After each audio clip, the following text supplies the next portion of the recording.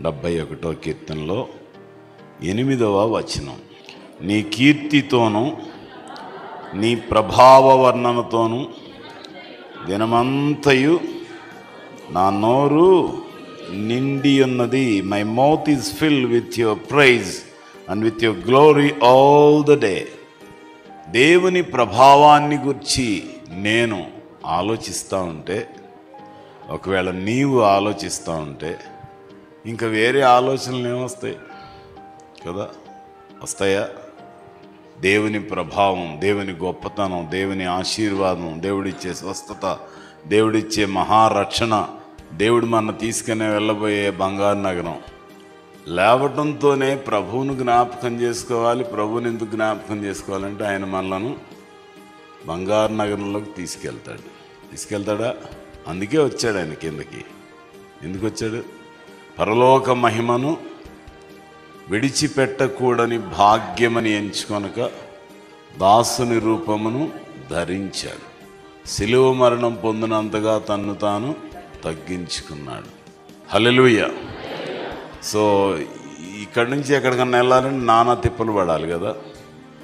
ఈ 3-4 డేస్ నుంచి ఎప్పటి నుంచో ఏదో ఇండిగో ఫ్లైట్స్ అన్నీ క్యాన్సిల్ అయిపోయినాయి. ఊరికే తిప్పలు పడుతున్నారు జనం. పరలోకానికి వెళ్ళాలంటే ఏ ఫ్లైట్ అక్కర్లేదు, ఏ ఫ్లైట్ క్యాన్సిల్ అవ్వదు కదా. అవుతుందా? ఏదో అవ్వదు. ఆయన పిలిచినప్పుడు ఎస్ లార్డ్ నేను ఉన్నాను వస్తానంటే తీసుకెళ్ళిపోతాడు. అయితే ఇవాళ నేను రెడీగా ఉంటే వాళ్ళు తీసుకెళ్తాడని కాదు, నీ దినముల లెక్క సంపూర్ణమవుతుంది. Your days will be counted in full. నీకు అప్పగించిన పని నీవు చెయ్యాలి. చేయకుండా వెళ్ళటానికి కుదరదు కదా.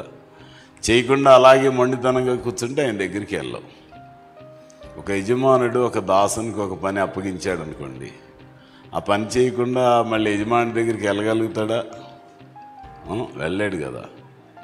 వెళ్ళినా అతను అంగీకరించడు కదా. అట్లాగే మన ప్రభువు, మన రక్షకుడు, మన సృష్టికర్త, మన దేవుడు, ఆయన మనకు అప్పగించిన పని ఏంటి? ఈరోజు నేనేం చేయాలి కదా. What should I do today?